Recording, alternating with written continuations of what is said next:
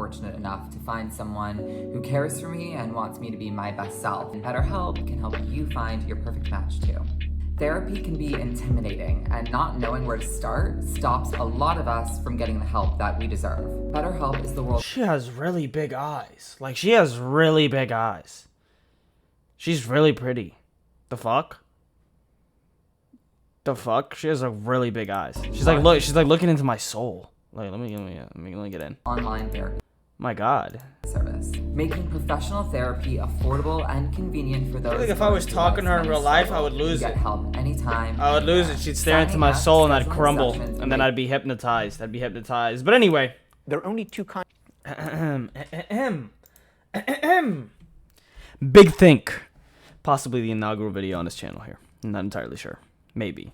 And actually, let me turn down the volume for my mic because I think it still picks up too much stuff. And I don't like it when it picks up too much stuff. So I'm going to actually turn down the volume really quick here. Put it down to like about a 70. I think a 70 is decent, right? I'd think so. Sorry. If not, I can tweak around the settings a little bit. See if I can work out something that's better. I've actually read the Anti-Fragile book. There's a book called Anti-Fragile. I've read it. It's all about systems and how they can thrive off of chaos and uncertainty and what I call entropy, right? What the universe is all about, right? It's the randomness and how things do have a tendency to sort of, go towards chaos. There's a tendency for chaos in the universe, at least with closed systems. Not all systems, but that's neither here nor there. That's a little bit of a complicated mess. Let's not make this intro longer than it has to be, ladies and gentlemen. Let's go. Big Think. Don't chase happiness, become anti-fragile instead. Let's see what Tal Ben-Shahar has to say. And I actually kind of already agree with the title before we even have to start. There are only two kinds of people who do not experience painful emotions. The first kind are the psychopaths. The second kind are dead. There is a false understanding or expectation that a happy life means being happy all the time. Yes, No, a lot of people do learning feel that to way. accept and even embrace painful emotions is an important part of a... But is embracing painful emotions really something that you can ask us to do, since that kind of goes against the human condition? I mean, are we really built biologically to really embrace negative emotions? I mean, those negative emotions do exist to sort of, like all of those feelings, anything that you might feel biologically, it's just insurance from natural selection. It's insurance to make sure that you pursue certain behaviors and actions and that you completely reject and do not chase after other ones, right? That's what pain is. That's why when you stub your toe, it feels really fucking hard, because it's that learning mechanism from which you will understand, wow, that is a really unpleasant feeling. Let's not do that again. Why? Because it could fuck us up, and that's not very good. Anything that could fuck us up, that could make us weaker, that could make us, very vulnerable to an attack from a predator, right? Because a lot of our biology hasn't caught up to a lot of the advancements that we made in society. We still have very, very, very old software built into us, okay? Like, we are biologically the same as those motherfuckers 200,000 years ago that lived in those tight-knit communities, those hunter-gatherer motherfuckers.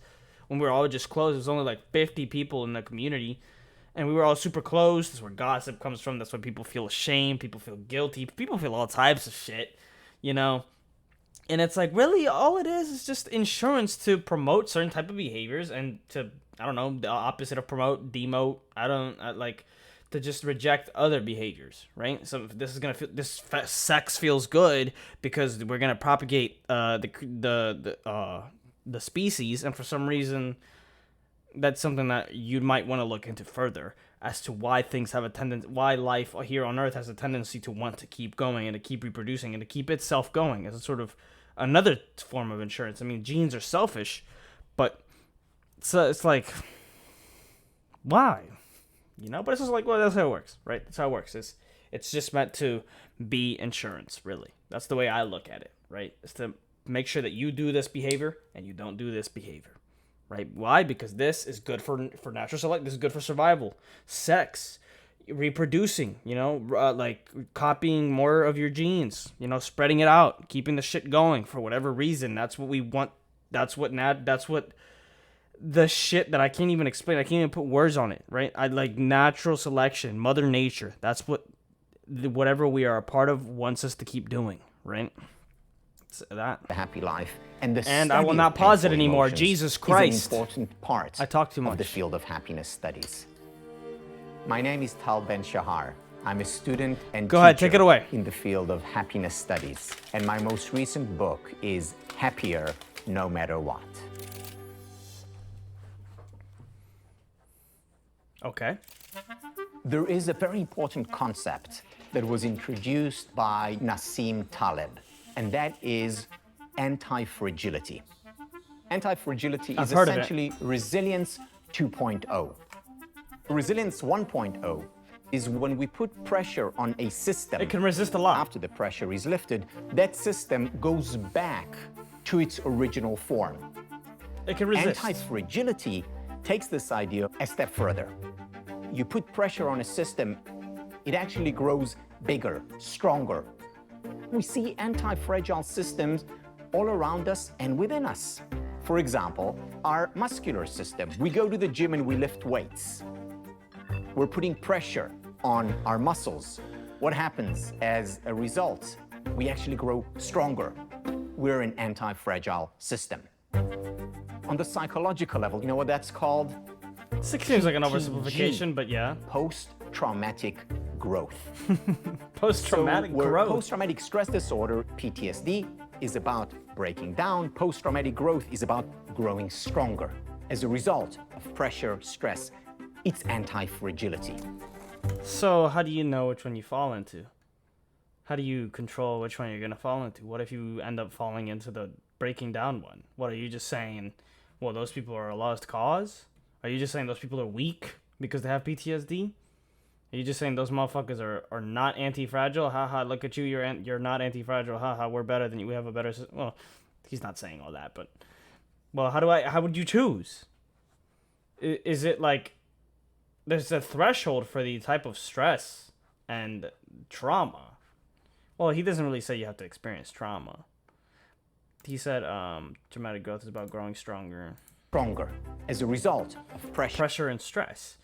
I don't think that's very similar to PTSD. I'm not gonna hold you. Like, motherfuckers, like, imagine you see your mom decapitated next to you. Like, you know, it's like, I'm not sure how you're gonna grow stronger. It's very situational, I feel. It's very situational. I think there's a certain threshold for like a certain amount of stress, and with like and like a very specific amount, right? Like very concentrated amounts of stress, very fast, super high amounts of stress, very fast, super concentrated, wherein the system might not work out for you, and you will end up having PTSD, and maybe you will not have post-traumatic growth. I don't know. Maybe Tal Ben-Shahar will talk about it. Maybe we'll stress. see. It's anti-fragility. The role of the science of happiness Okay, there's two different things, is but to teach us what conditions we can put in place to increase the likelihood of growing from hardship. okay. What are these Now, systems? there is a paradox when it comes to pursuing happiness. On the one hand, we know that happiness is a good thing, whether in and of itself or as a means toward other ends. At the same time, we also know from research by Iris Moss and others that people who say to themselves, happiness is important for me, I want to pursue it, those individuals actually end up being less happy. In fact, they're more likely to experience depression. You chase something, it keeps running. So the paradox is that on the one hand, happiness is clearly a good thing. On the other hand, valuing it as a good thing is problematic. So what do? The way to resolve this paradox is that we pursue happiness indirectly. Think about sunlight. Okay. So if I look at the sun directly, protein it's shake. going to hurt my eyes. Yes. However, if I break down sunlight into its elements, into its constituents, I can look at the colors of the rainbow. So I'm indirectly looking at the sunlight, enjoying it, savoring it. In the same way, pursuing happiness directly can cause more harm than good. But breaking it down into its elements can lead us to enjoy the indirect pursuit of Prism. So we. It's elements. Yeah. I think I get it. I shouldn't like try to make it like look too into it. happiness directly can cause more harm than good. But breaking it down into its elements can lead us to enjoy the indirect pursuit of happiness. Indirect and by pursuit of happiness. extension, Keywords. to raise our overall levels of happiness. Okay, I got it. What are the metaphorical colors of the rainbow when it Metaphorical. comes to happiness? Oh. Here we have what I've come to call the SPIRE model. Okay. And you can trigger the anti-fragile system. SPIRE is an acronym that stands for spiritual, physical, intellectual, relational, and finally emotional well-being. Spirituality is about finding a sense of meaning and purpose in life, at work and at home. If you wake up in the morning with a purpose, you're more likely to overcome barriers. When it comes to physical well-being, the most important idea to look at is stress, the silent killer. In the United States, more than half of the employees do not use up their vacation time. And even those that do, close to half are still tethered to their work. The problem is not the stress, it's the lack of recovery. With Oh my god, what the well-being. fuck, bro? Motherfuckers get like 2 days out of the whole year for fucking vacation, dog. They get like 8 days. A week. Not even. Motherfucker, I don't even think I have. Well, I mean, I can call off, but like. It has to be like an emergency. Like it ain't gonna be vacation. Like, ain't nobody giving you vacation days. Come on, dog. Yeah, motherfucker works at Walmart. Yeah, we're gonna give him a month off vacation. No! Fuck no. You kidding me? Motherfuckers don't give a fuck about you like that. They only care about what, like, they don't see you as a human being. They don't see you as an individual. They just see you as a means to an end. They just see you as a cog in the machine that you can keep making them money, right? You can keep working, selling our products. No, bro, fuck off. Get like 3 days out of the whole goddamn year for vacation, dog. No wonder motherfuckers don't want to take that because they realize those 3 days ain't even gonna do nothing. They're gonna be like, man, I'm just gonna waste these 3 days and now I'm gonna have even more stress when I come back. Right? Because then I'm gonna have work to make up for when I come back. So fuck it. Might as well not. Might as well just stay here and just keep the workload at a minimum, you know? There's research showing that people who are curious, who ask questions, That's me. are not just happier, they also live longer. On God? Another important element is not just asking questions, it's deeply engaging with material. How deeply are we talking It can about? be text, a work of art, even nature. Relational Material? well-being is very important. That The is- number one predictor of happiness is quality time we spend with people we care about and who care about us. My God, if only I could have that, right? But motherfuckers is shit! Fucking hate people nowadays, bro. No, I'm kidding. I don't actually hate people like that. Like, I don't hate them. Of course, I don't have hate in my heart. I couldn't hate anybody, no matter who you are. Don't give a fuck. You could do some horrible. I still wouldn't hate you. But people are so shit, man. They're so shit. My generation fucking sucks, man. And that's a generalization. That's an oversimplification. Not my whole generation. My whole generation doesn't fucking suck. But a lot of the people I've talked to, my God, you suck. You just suck. All anybody wants. Nobody is like as intellectual. That is so narcissistic of me.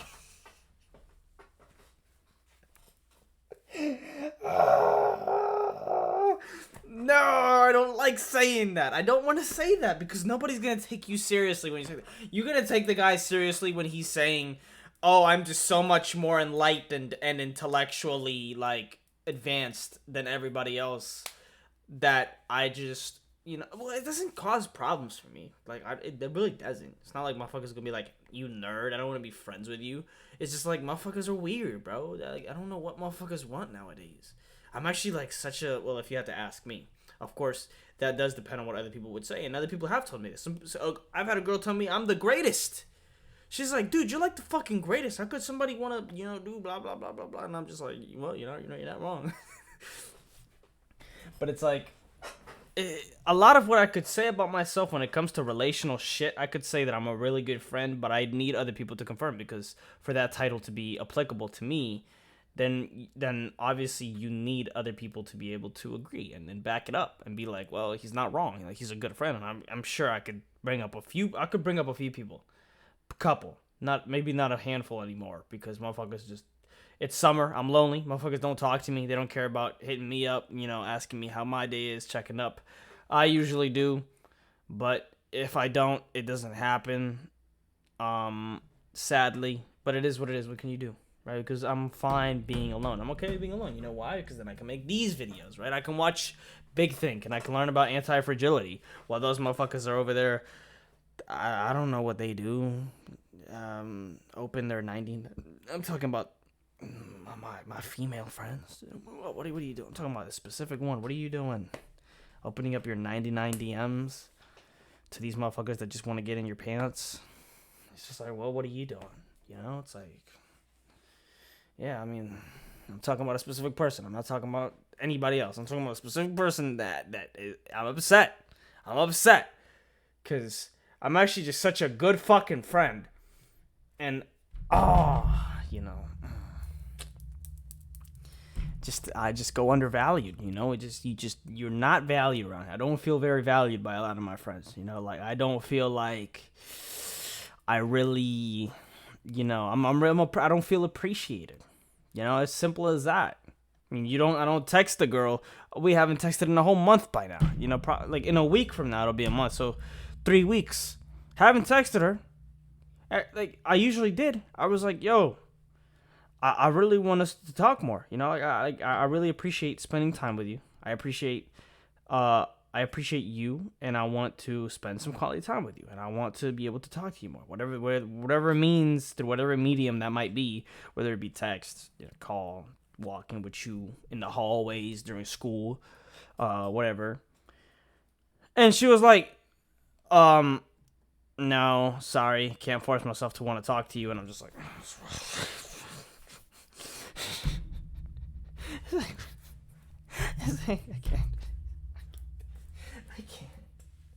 I can't, bro. And it turns out the number one condition that we can put in place to increase the likelihood. Man, why is that the number one predictor of happiness? Then that's dependence on other people, man. That's so dependent on other fuckers. Everybody's just selfish. Even me. That's why I can say that. I've read The Elephant in the Brain. Of course, how much of that is also just like socially created by social facticity, but it's also like, well, a lot of it is biological too. Motherfuckers are selfish. Motherfuckers are selfish, bro. Come on, dog. Ugh. Why does it have to be the number one predictor? Why? Who allowed that? Like, I know it used to be... I'm talking too much. Likelihood of anti-fragility, of growing through hardship, is the quality of our relationships. Finally, emotional well-being. I'd be willing. So embracing painful other motherfuckers just aren't willing. They just don't care about you. They literally, I swear, I've had 2. Forget about me. Just ghost me. Like, you don't get it. I would literally talk to you every day. I would say good morning. I would say, hopefully you're having a great day. I would ask about their day. I'm sounding like Tupac. I'm sounding like the old Tupac before he became a gangster. And he was talking about, like, how somebody said he was too nice. And it's not my, I'm too nice. It's not like I'm trying to get with the girl. It's just like, I'm so, like, I do it the best way that I can, being sincere. Not doing it for the sake of trying to get in somebody's pants. I'm sincerely trying to be a good friend. And it just don't work out. Like, I'm trying to show you genuine appreciation. interest in what interests you and your desires. I can talk about your desires and how I can help you get there, how I can give value to you. You know, I just recently read the 7 Habits of Highly Effective People, so now I'm going to try to think win-win, and I'm going to try to, you know, listen more and be a better listener. And it's like, I have all of this shit, bro, that I'm trying to work on, you know, because of course anybody can improve. I know I could always improve. I could even be a better friend. I could be a better listener. I could be a better anything. And, you know, at least somebody that understands that. It's not like I'm at my peak. It's not like I don't have anything else to do. It's not like I'm perfect. But it's like, because I know I am so open-minded and willing to improve at anything that I do, I already know that by nature, by default, I am just amazing, right? Like, I'd be an amazing friend to have, I feel, right? Can I at least say that? Is that not something that I'm allowed to say? Am I wrong for saying that? Like, am I not allowed to believe it? Because people would say, oh, you're being cocky. You're being, like, no, I have to have confidence in myself. Like, let me have confidence in myself for one thing. I'm humbled every day, okay? Like, I'm a very humble person. Like, you got to have humility, right? But let me at least be confident about one thing. It's like, I get confident at one thing. I already see my dad. Like, I envision my dad telling me that I'm nothing, right? Because I've had my dad tell me, you know, oh, you know, you ain't shit. You're worthless. You're a pendejo. You know, piece of shit. You're a idiot. You have chimpanzee brain. I've been told all types of shit, you know, on the daily, pretty much, you know, like all the time. And it's like, let me just be confident about one thing, right? Let me be confident that I'd be a good friend. Let me be confident that I'd be a good, whatever, right? I can have those, because I don't have much. I don't, you know, like you gotta be able to say that shit. And finish the video, dog. But how do we then I don't even know if I'm gonna post this. I'm talking too much. This has been a rant. It's not been a reaction. This has been a rant. Ones, specifically the emotion of gratitude. Cicero talked about gratitude as the mother of all virtues. When we appreciate the good in our life, we have more of it. So happiness is much more than pleasure. Happiness is whole. About gratitude as the mother of all virtues. Yes. When we appreciate the good in our life. Yes. And pleasure. Happiness is whole being. These 5 elements together create that sunlight, happiness. I don't think there is a point before which one is unhappy, after which one is happy. Rather, happiness resides on a continuum. It's a lifelong journey. And knowing that, we can have realistic rather than unrealistic expectations about what is possible. It also depends on how you define happiness. That things necessarily happen for the best. However, we can learn to make the best of things that happen. Love it. Get smarter faster with videos from the world's biggest thinkers. To learn even more from the world's biggest thinkers, get Big Think Plus for your business. The fuck? Anti-fragility. Okay, so to be happy, you gotta get the shit on the spectrum. The spire. Physical, spiritual, physical, intellectual, emotional. You gotta get all of those right before you can be... Well, it's not like there's a point to be happy. I know that. Like, well, it also depends on how you define happiness. Because happiness, I always defined it by the Matthew McConaughey way. You know, it's a quid pro quo, you know, cause and effect. If this does happen, or if this doesn't happen, depends, then I will be happy, you know? But it's like, you need to have a lack of happiness first. You need to have a desire first. You need to acknowledge that there's something that you don't have, or something that is there that you don't want there to be, or that you do want there to be. And then that realization that you don't have something that you want brings about pain. And that's what allows you to then experience happiness if you do then go and get that thing. But when you do get that thing, it's not like it's going to stay. It's not like it's not lasting, like Adesanya said. It's fleeting, you know? And that's one thing that he's learned, one thing I've learned, is that this too shall pass. Every moment is transient. Everything is transient. Even your relationships are transient, which is crazy how our happiness relies so heavily on other people. If motherfuckers are transient, just like life is transient, just like time is transient, just like how experiences are transient, ain't nothing permanent. Why is it that we want things to be well, because we're an open system, and we like we don't like there to be a lot of chaos. We want there to be as least chaos as possible. And when you have something and then you lose it, that's like sort of chaos, no?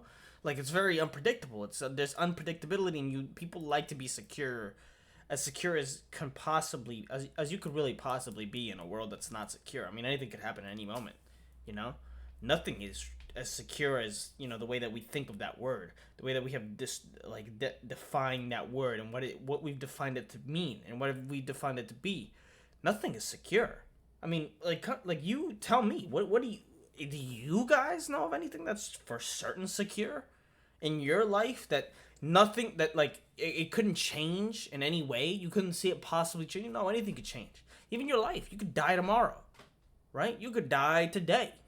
Don't, anything could happen. You really could. Of course, the chances are low, and it's some things are super improbable that you don't really think about them like that, because it's just there's really no point, right? Because I mean, it really is improbable. Sure, it's not impossible that you might get hit by lightning, but you're not really worried about getting hit by lightning, right? Technically, in that sense, you are secure, right? I don't think to be secure is that you need the other thing to be impossible either. I mean, impossibility is not possible at all. Then, if it required impossibility, then that word should just be completely nullified. But yeah, no, it's we want as least chaos as possible. We want union. We want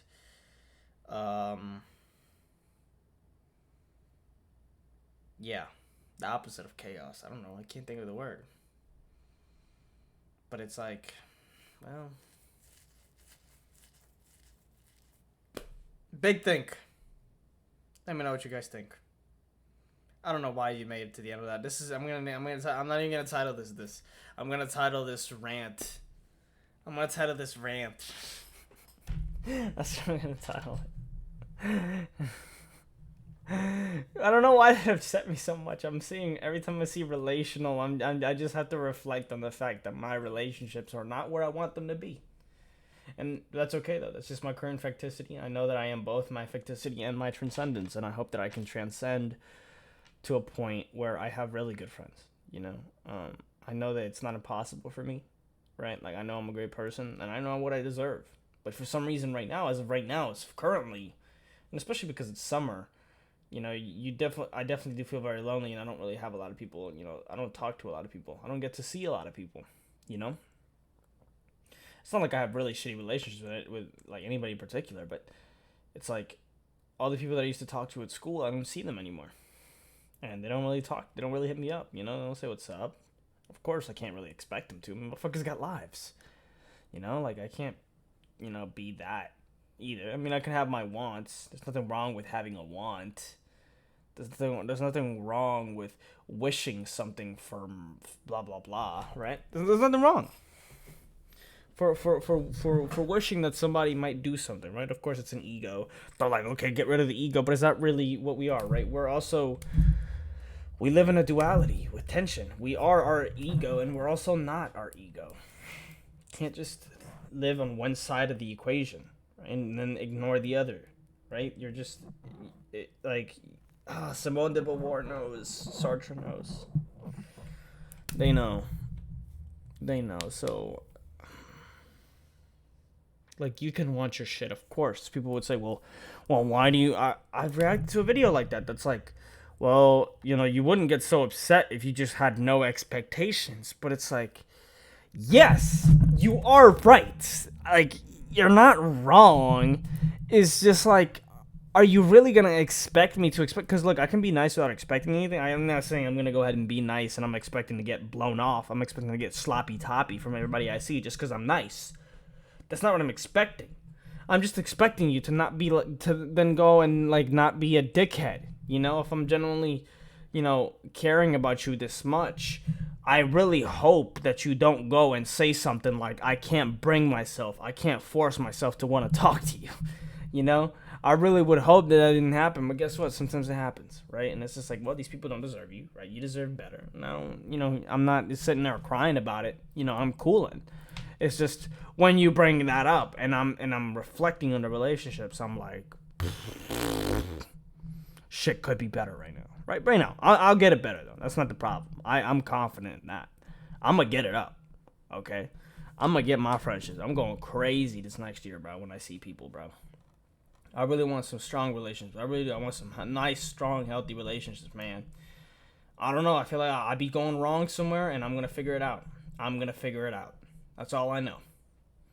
Right? And I'm going to do it right. And hopefully it's going to be people that actually deserve to be my friend, not fucking shitters that are worried about the wrong thing because they're so lost in what it means to, like, they don't even understand. If they had my knowledge, my God. Like, the amount of enlightenment that I have over a lot of the people that are fucking shitters, that you're going to tell me you don't want to talk to me, you can't bring yourself to talk to me? You know how fucking cool I am? You know the type of shit that I could talk about if you were in any way, shape, or form worried, or even concerned, or even interested in anything remotely actually interesting. Well, interesting is all subjective. But it's like, what are you interested? What do you talk about? What do you want to talk about? Like, what do you choose to talk about? If me? You think you can't bring yourself to talk to me?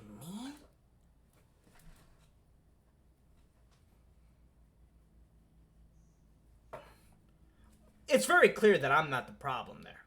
Okay, let's just I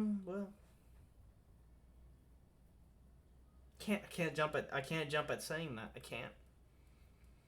I can't because I'm a man. And I can't jump at saying I'm not the problem. You should never jump and say that. But it is quite interesting, right? People are subjectively allowed to find whatever they find and whatever they deem important. And I've even said it to her face, like, I hope that you don't, like, not talk to me. And I was literally, like, helping her out with a situation where she was, really, what do you call it? Where she was, like, she opened up and she was, like, talking about a situation and I was helping her out and I was, like, they're listening, being, like, a friend to her and, like, listening and then helping her out and telling her, giving her advice and saying all this, blah, blah, blah, blah. Not a deal. Just listening to somebody, rant, vent, I'm somebody that you could definitely go to. And I'm working on being the best when it comes to helping people out with their shit, right? Because I reading 7 Habits, I actually noticed that I was lacking in a few departments for synergy. No, not synergy. Is it synergy? No, it's not synergy. I was lacking in a few of the departments for listening, which I didn't think, because I'm like, I thought I was listening, but then you read something like that and you're like, well, he has a point. Maybe I was lacking in a few departments, and I'm gonna try to get that better now. But even so, like, it's just like I even told her, like, I really hope that you're, I wouldn't expect you to. How did it go? I was like, I don't expect you to not be talking to me because you think I'm, like, boring or like I like talking about some nerdy shit or something. Because usually I don't even be talking about this with people. Like, the type of shit that I watch, that I'm interested in, that I talk. I don't necessarily always bring it up to people. I don't go and talk about Seneca's words of wisdom with people. Like, I really don't. I could talk about whatever. But it's like, I told her, I was like, I hope it's not because you find me boring. And she laughed it off, like it isn't like saying, like, no, it's not that. Like, clearly, no. Like, I like talking to you. It's just like, and then you go and send me the message. You go and then you go and tell me that you can't bring yourself, can't force yourself. That very much hurt. At the time that I had that sent, that is super disrespectful. Okay, that is very disrespectful. Let's get that straight. There is so much disrespect coming from that. There's a lot of disrespect there. There's a lot of it. Okay, I'm not very happy about it. Not very happy about it. It's disrespectful. And, well, I deserve better. How much I know. I guess I should leave it there.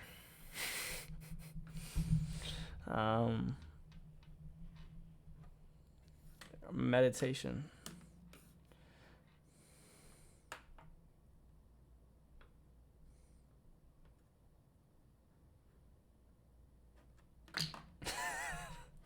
Yeah.